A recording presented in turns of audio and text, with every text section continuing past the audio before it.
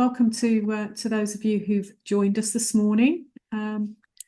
So we're here for 45 minutes. I'm going to let Louise do a bit of introduction and background to the presentations this morning, but I'll cover the housekeeping. So as I say, 45 minutes. We are recording this webinar, so we're going to make this available on demand to those that have registered and attended the event. If you need to recap on any of the points that we cover, you'll get the recording sent to you either later today or tomorrow. We might have some time at the end for Q&A, so we'll try and do that if we can. If we do run out of time, don't worry, you'll be able to message myself or Louise afterwards with pleasure, and we'll take any questions that you might have. For those of you that don't know me, my name's Jo Edwards. I'm MD at JE Consulting, and just to put that into context, we're a full service marketing agency serving the accountancy profession and other professional services, and work with about 140 professional firms around the UK. And I'm going to hand over to Louise at this point. Morning, Jo. Thank you so much. Great to be here. I'm Louise Walpole. I'm the head of the finance sector at Moneypenny. For those of you that don't know Moneypenny, we are the UK's largest virtual reception and managed live chat provider. We have an accountancy sector and many other sectors as well, and we specialise in delivering great customer journey for their clients and prospects. Jo and I came together to do this webinar because of what we didn't know is Jo was doing her own benchmarking, reporting, as was Moneypenny. And when we had a conversation, there was a lot of interesting insights that we thought we could collaborate and bring all of this together for everyone today. Thanks, Louise. So I'm going to take the first slot with our benchmarking report, and we were looking specifically across the accountancy profession to get some statistics pulled together on firms' digital footprints. All of that information is now being collated into this benchmarking report. It looks back over the whole of 2023. We had just over 100 firms take part in the survey, so I hope you find the information that comes out of this interesting. What we're going to be looking at is benchmarking traffic to your website. We're going to have a look at what the most popular pages are on accountancy firms' websites and why. We'll take a look at some social media statistics, also some search statistics on what potential clients look for when they're searching for accountancy professionals, where those searches originate from. You know, is it always Google or are there other referring sites? And then we'll have a look at content and just a bit of information on what sort of content has been the most popular. So let's get into it. So a bit of background. I'm not going to read the slide here because obviously you can quite happily read that. But I think one thing that I wanted to say in here is that the data that we're going to look at, I think, really highlights a fundamental shift in the approach that's needed by accountancy firms now. Gone are the days really when advertising could be really random and haphazard. You've got to have more of an analytical approach to your digital marketing going forward. And in some of the benchmarking figures that we give in here, match them to your own by all means, but I'll try and highlight some of the areas that might skew the numbers slightly. So take those into account. And I think the one point there links to this last section on the slide here. You know, we had a site that was achieving 12.5 visitors monthly regularly to their website. That is skewing the numbers slightly because I think on average our portfolio attracts around about 2,000 visitors a month. So don't be scared by the fact that there is a firm out there doing 12,500. It's a very specific boutique firm. Okay, so let's move on to some of the data. So on average, we're finding that 70% of the total monthly traffic across our network comprises of visitors who have not previously visited the site.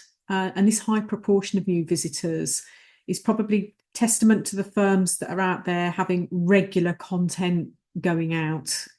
So that's driving that traffic. They're also putting time, effort into their organic search engine optimization. They're probably putting some time and effort as well into some of their paid online advertising. So they might also be doing Google pay-per-click. They might be doing some social media advertising. Yeah. We found that there are trends in this data and seasonality, which you'll start to see here. So unsurprisingly, December generally was the quietest month. Probably, that's just reflecting a general lull in activity during the festive season. But March, perhaps, not surprisingly, is the busiest month. And this is a likely mix of it being the final month before the tax year end. Inquiries tend to increase amongst our clients from taxpayers. But there's also usually a spring budget around that time. So that will see a big spike in traffic with all of that budget content going out. So the data is only useful if we can find out the reasoning for the pattern. Yeah.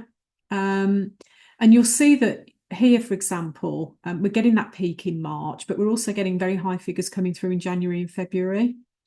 That, I think, is undoubtedly down to self-assessment and the fact that taxpayers are heading towards their 31st of January deadline. There's still a lot of tax planning going on around February before the start of the new tax year. Yeah. I think one of the other interesting stats that we found in February is there's more searches taking place that month for new account, find me a new accountant type searches. And I think this is probably down to the fact that there are lots of individuals or business owners there who've taken advantage of the new year by starting their own business or switching accountants because they've been really disappointed with the tax planning that's taken place up to the end of January. Yeah. Again, bear in mind these figures are from 2023, so that takes the whole of the year. But in what you also saw in March, as well as the budget, is the government announced a 27 billion tax cut for businesses through the full expensing policy, because we just checked back on some of the content that went out around then. So that was a big capital allowances reform, and I think that contributed again to that spike in traffic. So this proves that having your finger on the pulse with current events and then producing marketing content accordingly helps to drive traffic to your website. Okay, so what about the most popular pages? Well, the data clearly swings in one direction here, which is towards the home page of your website. That probably doesn't come as too much of a surprise for most people, because when Google is indexing websites, it's generally indexing the homepage, which brings me on to why the homepage is probably the most important page of your website. Yeah. Attention spans, time spent on websites is all decreasing. Tolerance of slow loading speeds on website won't be tolerated at all. So if you're not there on the button with a fast loading homepage with a user experience that's quick, easy, compelling, engaging in the messaging that you're putting out there, you're going to lose them very quickly, and your bounce rate, those getting to your website and jumping off very quickly, will rise dramatically. So the content on your homepage has to inform the user, hold them enough to convince them to either get in touch with you, yeah, or move on to other pages of the website. So it's not an easy mix to master. And the combination of a good website designer and copywriter is integral to the homepage. After the homepage, Meet the Team was the most popular second page, which probably doesn't surprise most people. But, new visitors to your website want to see who they're going to be dealing with. Yeah. And I often have this discussion with clients about, should we have the team on the website? Isn't that just making it easy for recruitment agencies? The recruitment agencies are going to find your team regardless. They'll find them on LinkedIn and social media. The website isn't making it easy for them. It's actually got more benefits to showcasing your team for your potential clients or existing clients than it has for recruitment agencies. So my advice to clients is showcase the team. Yeah, let people see who they're dealing with. And then obviously recruitment, unsurprisingly, in 2023 was one of the top pages for visits. I think it's getting better, but last year was extremely difficult for firms to hire good talent. So it isn't unsurprising that recruitment's up there. Oops, jumped ahead then, thank you. Okay, just taking the data a little bit deeper than that. Obviously, there are some clients that have a client portal on their website, whether this is login to cloud services or shared secure space. So client portal features on here.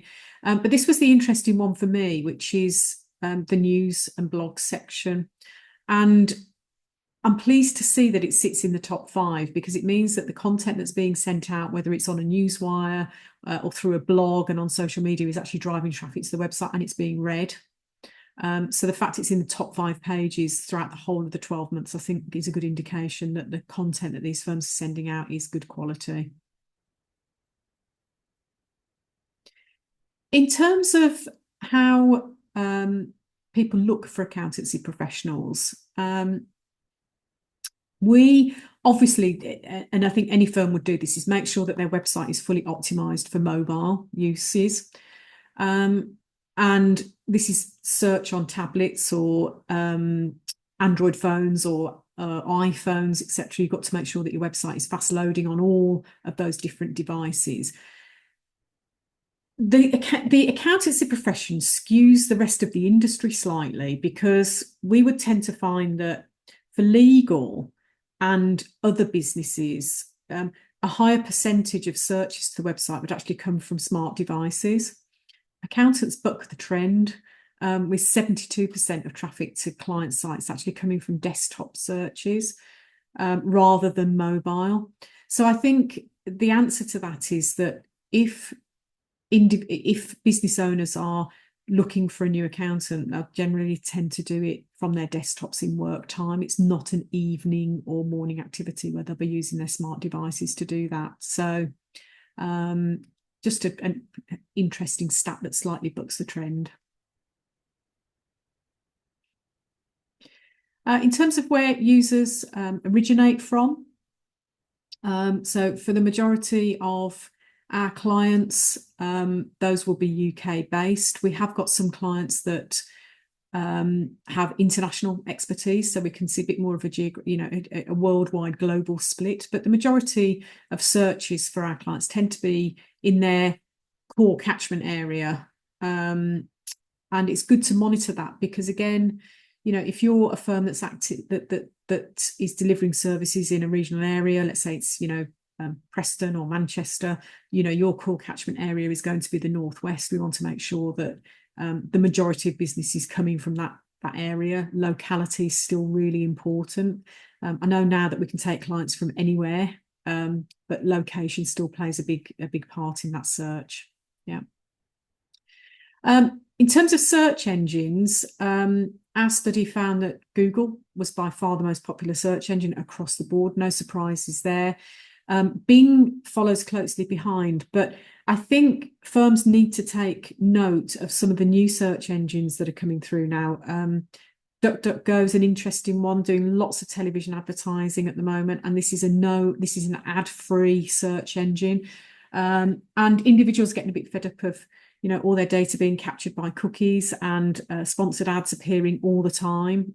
So they're reverting now to things like Yahoo and DuckDuckGo and Baidu that provide users with an ad-free and cookie-free search. So knowing that, it's prudent to optimize your website's performance and SEO for, yes, primarily a Google-based search model, but be aware of these newcomers, new kids on the block that are starting to have an increased impact. LinkedIn remained the most popular referrer from social media. Facebook's some way behind, but nonetheless still extremely relevant as a referral source. And what we're finding is that the baby boomer generation and Generation X tend to use Facebook far more regularly than Generation Y and Z have gone onto other platforms. Yeah. But if you think about the average age of your client and average age of business owner, appreciate Gen Z are coming up fast. Yeah. But it still sits in that Gen X category. Yeah. And Gen X found their place on Facebook, probably trying to keep their kids under control originally. Yeah. But they've stayed on those Facebook groups. So LinkedIn and Facebook are the two platforms that I would say put your attention on in terms of getting people to your website. We're advising a lot of clients to close down their X channel, which was Twitter. We're finding the engagement on there is dropping, and switching effort now to Instagram and for some TikTok, because that's been interesting. Which leads me on to the importance of social media. So if you just look at the current rates here on in terms of engagement, this is industry standard rates. Yeah.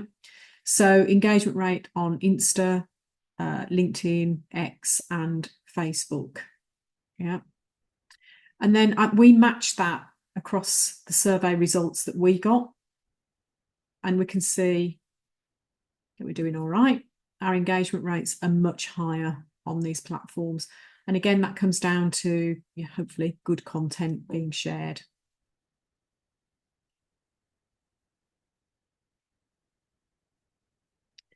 So some social media engagement statistics. Yeah, this is a study from Hootsuite that gave us the industry standards and then the engagement rates across our client base.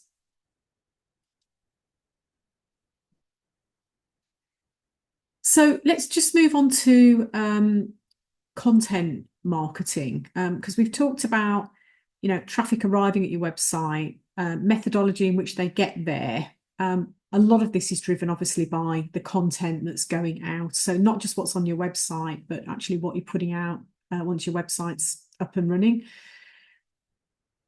I'll just caveat this by just going back to the kind of sales funnel model. You'll all be familiar with this. In marketing, you have a job to do to get potential new clients into this funnel. So attracting prospects to the firm, so they then start to consider you as their preferred choice. You then have to build that engagement. That can take 7 to 9 different touch points of putting things in front of clients to get them to start considering you.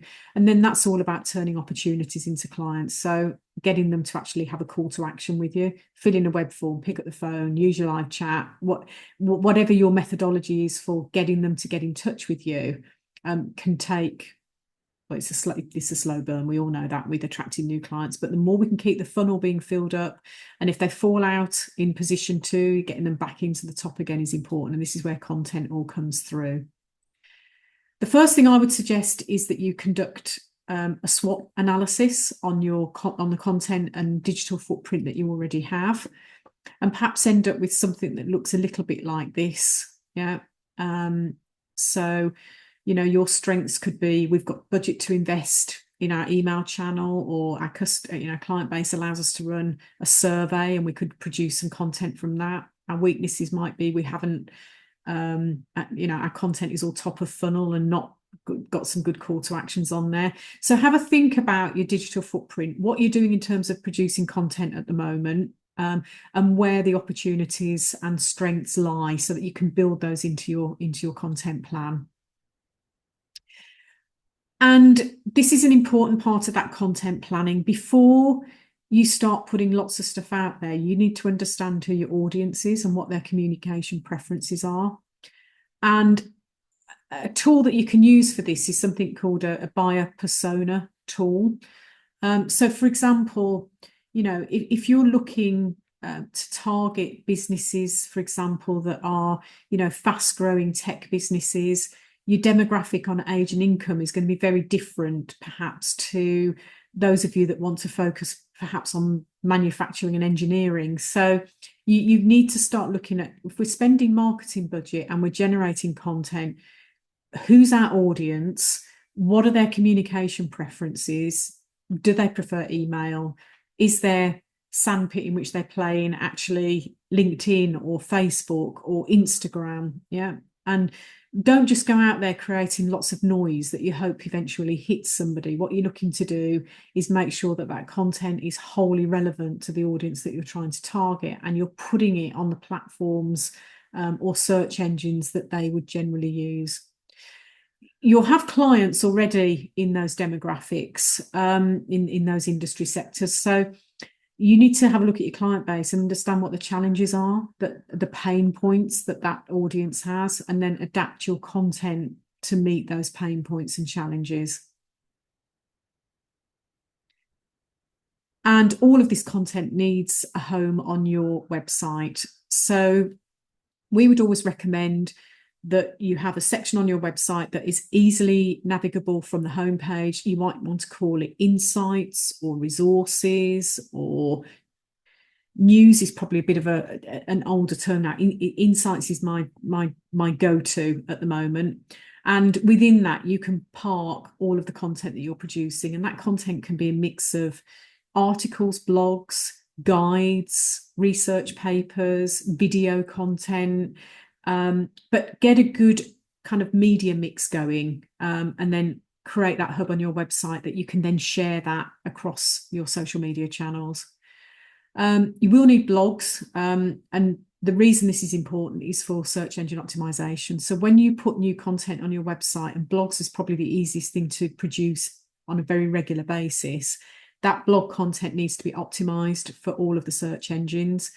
And the search engines will always look for fresh, refreshed, optimized content, and that will keep your website on page one for the searches that you want to be on page one.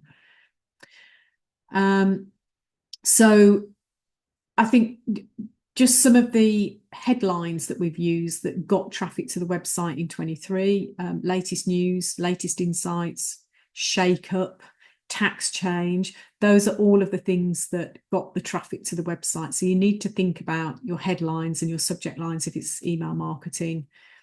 And again, use those headlines to create the desire for that information and content. Again, last year, these were all of the popular keywords that got visitors to the website. So tax, dividend tax, HMRC is always a good one. That will always get people interested in reading.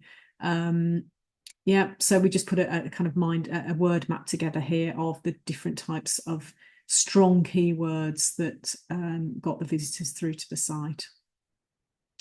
So some concluding thoughts from our benchmark report, and I will provide a PDF of the whole report to everybody that's registered and attended the webinar.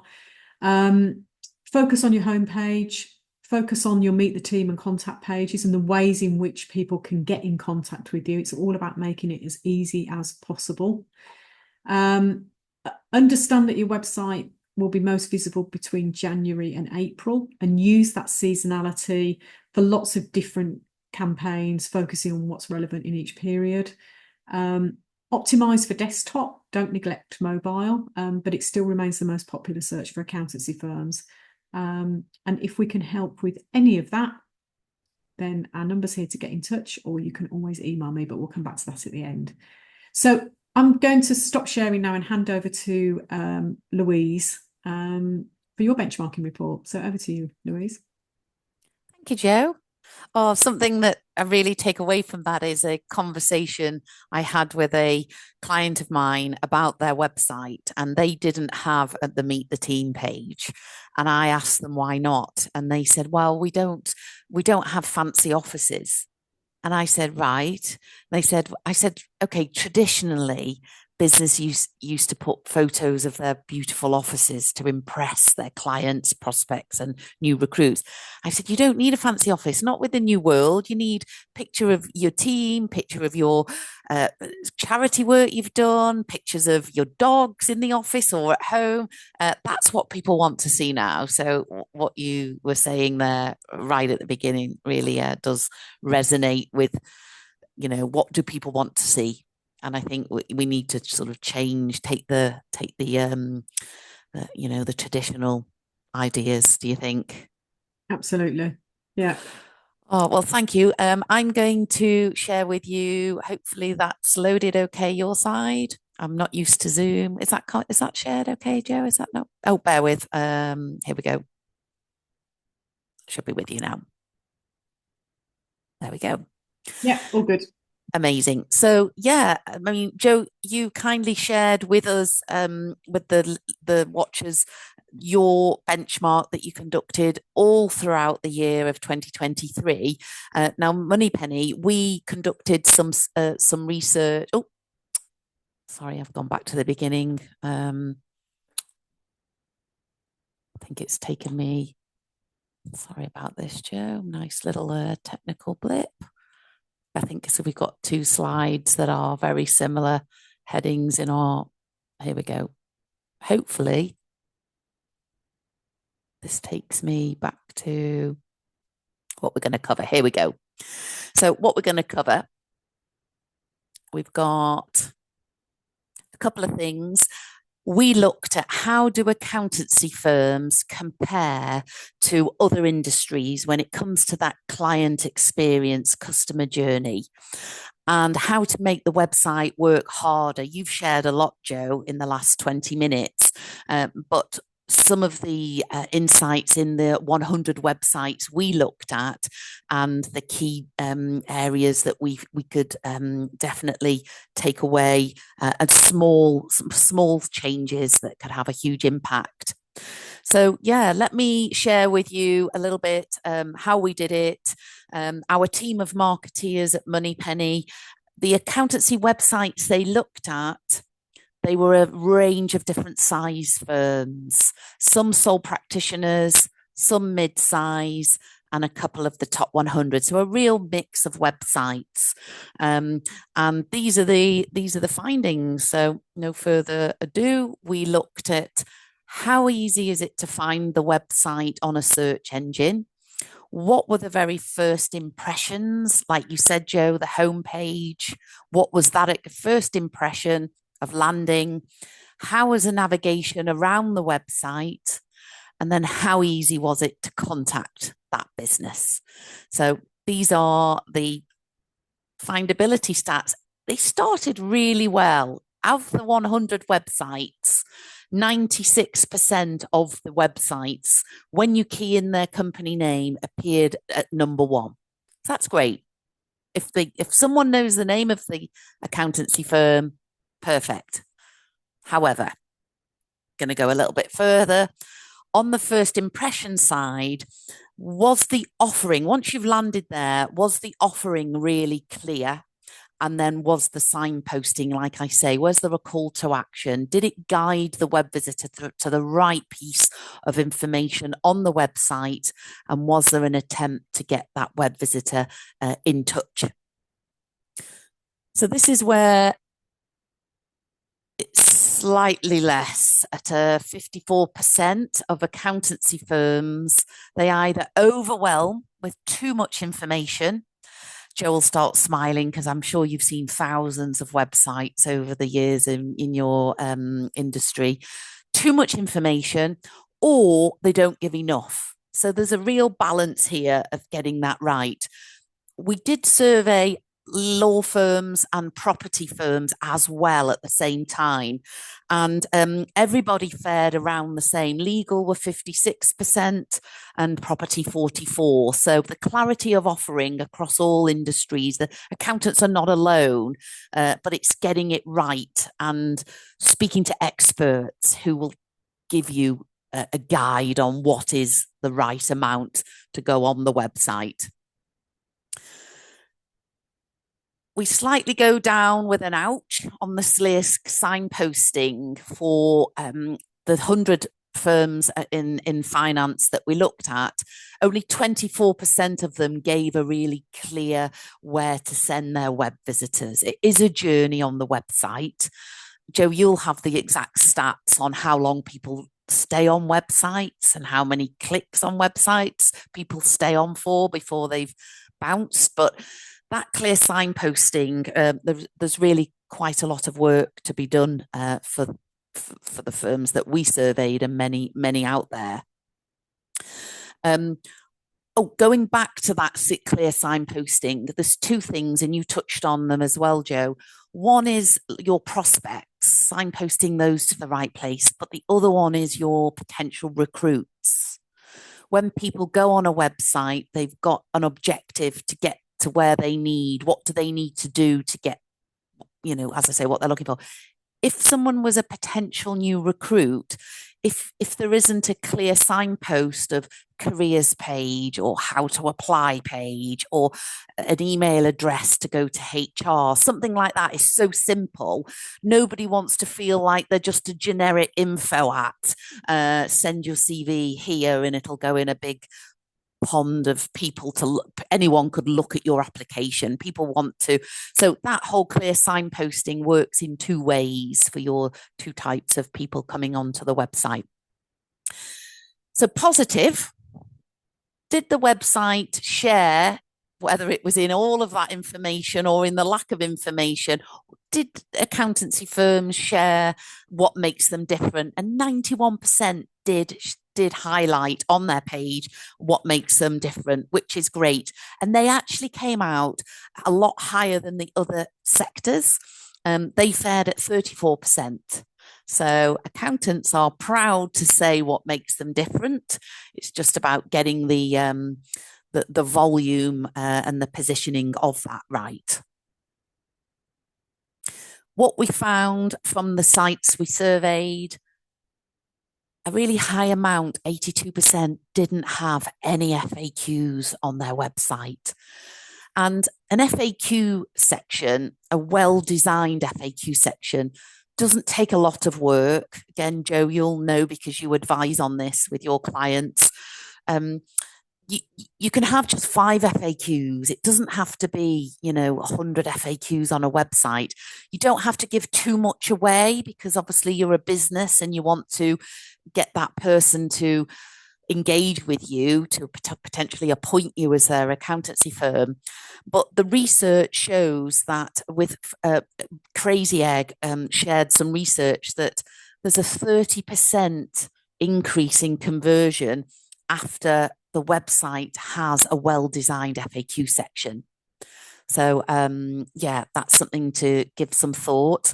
50% of them had no search bar, usually in the top right-hand, top area, top right-hand, we always go to search for something.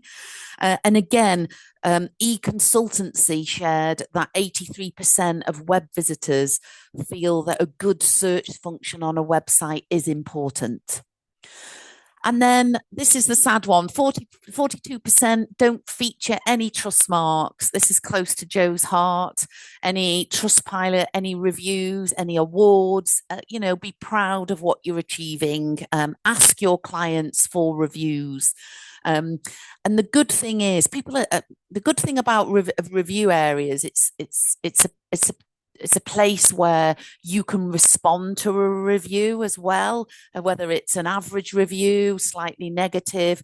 But if you're asking your clients to put reviews on there, 99% of them are going to put positive things. So it just builds on the whole experience of people checking you out before they appoint you. That's some good findings. Positively, on the top, we shared in the contactability part of it, 96% of the firms had a contact phone number. Don't know what the other 4%, how they're doing business, perhaps referral only, I don't know. But 96% had a contact phone number. 90% gave openly their email addresses. And 84% had the lovely web form, contact us page.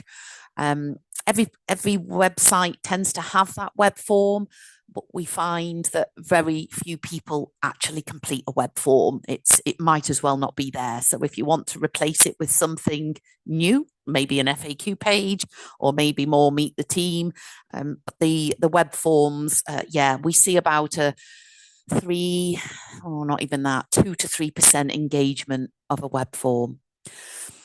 What websites didn't have in the lower part of this slide, no opportunity to book an appointment and to self-serve.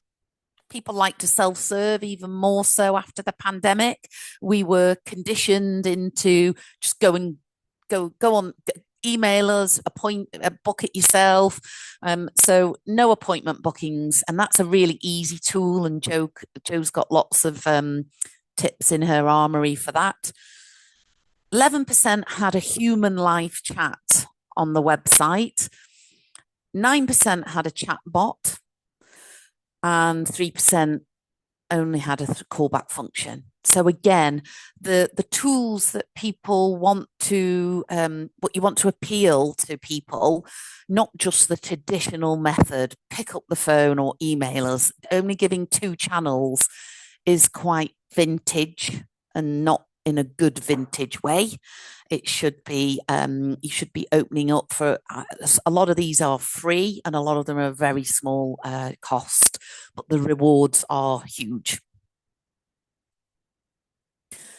We then looked at those firms that, as a general, 3/4 of firms, when we looked at them, don't actually put their phone number clear enough. There's nothing worse when you land on a website, you've got to do 10 clicks to find a phone number. You've already gone. It's Jo, you can share. Is it 2 clicks and people are gone? Is it? It used to be 3 or 4, but it's gone down, I believe. Probably 1 now, Louise. So where should the phone number be, Jo, on a website? Front and center on the homepage, top banner, and leave it on every page of the website as a static function right there. Yeah, perfect. And as a consumer, 90% of us find it frustrating when a business buries their phone number. And there's usually a reason why a business will bury their phone number. They don't want to answer the phone, or they're not very good at answering the phone because they're, not phone people. So yeah, it's not what the consumer wants. Touching on the live chat, we know that from your stats, Jo, of average web visitors from the businesses you surveyed, around a 2,000 monthly web visitor traffic. So I can share with you what we see at Moneypenny. Of our accountancy firms with around 2,000 monthly web visitors, we see around a monthly engagement of around 40 chats, 40 conversations with our humans on the bottom right-hand corner. We offer a 24/7 service. So I think if you're going to put a chat on your website, whether it be the Moneypenny one or you do it yourselves, make sure you answer the chats really quickly. There's nothing worse when you click on the bottom right-hand corner and it says no agent available. It's like, yeah, that's not great. Or the worst is an agent will be with you in 1 to 2 hours. That's not a chat. That's an email service, really. So 11% use chat, and those clients and businesses that use chat, they do get some good results. They get a lot of new recruits using chat out of hours. As it says there, 46% of chats take place after 5 o'clock. And they're not all people wanting to work for you. Business owners and accountants will know this. Business owners don't switch off at 5 o'clock. Most employees shut their laptop and go at 5, but a business owner is still working on things. So we see quite a lot of B2B engagement, inquiring about services between sort of 5 and 7 p.m. So that's that. Hopefully that helps share with you a little bit about the chat channel. And then the takeaways, touched on making sure the phone number is at the top and easy to find. Stand out from your competitors with a lot of the information Jo has shared, a lot of the things you can do about content and what should be on your site. But then putting that smiley human on your website does give a bit of a wow factor and a bit of a red carpet treatment. And make sure, again, reiterating what Jo said, the website is a constant tool. It's not something that you do once every 5 years and leave it there, just like a point of reference. It's make your website work for you, as it can bring in a lot of really good benefits as a business. So that's me, Joe. I'll stop sharing. And yeah, I wanted to find out whether you had any questions, Joe, after anything I covered. Yeah, so we've got quite a lot of our clients using live chat now as part of their function. I think one of the interesting things for us with the clients that have got it is, yes, they're able to pick up, inquiries and hold people on their website for longer because they've got live chat. But it's made a big difference as well to recruitment, and the fact that potential new recruits obviously are looking outside of work hours and are more engaged with a firm, hopefully, that's got that kind of 24/7 and happily engage in chat. Do you, what's your take on, is there an age demographic that is happier with live chat, or do you think it goes across the board? We see a range of people using it, but the millennials and under, it's the fastest growing channel for those two demographics. And it's interesting. I attended a conference, and it was an accountancy conference, and there were some mature accountant partners there, and they sat with their arms folded saying, we wouldn't want chat on our website. And so after a little bit of digging, asking why. And it was because those individuals didn't use the channel themselves. So it was lack of awareness of what it brings. So yeah, the millennial and under, if you haven't got the chat, you're going to start to look a little bit like, well, where's my preferred channel? Mm. I don't want to pick up the phone, and your phone lines are shut at 5. And so, do you think, in terms of people getting in touch, that you make as many different options available to the visitor to the website as possible? Should you have live chat and WhatsApp and a form and ability to book an appointment? What's your view on that from what you've seen? I think trial certain channels. It's not to say, going back to the overwhelming, if you've got too many channels and it's like, oh gosh, where do I go? But every person has their default of a preferred channel. So if you've only got the two traditional ones, then yeah, you're going to, I mentioned, miss out. But I would say trial the appointment booking for at least a quarter.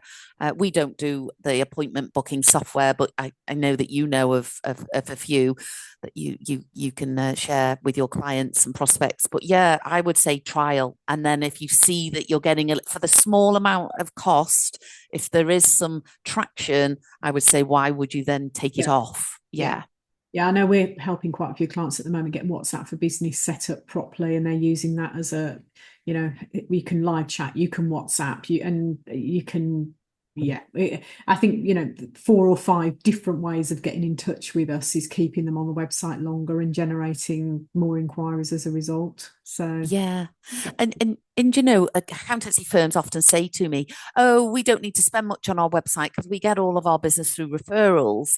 And I think, well, that's fantastic. But in new recruits, like you said, they're not being referred to that person to work for. So when they land on the website, if it does look dated and it is closed at 5 o'clock and there is no meet the team, etc., it's just not appealing to every type of web visitor, is it?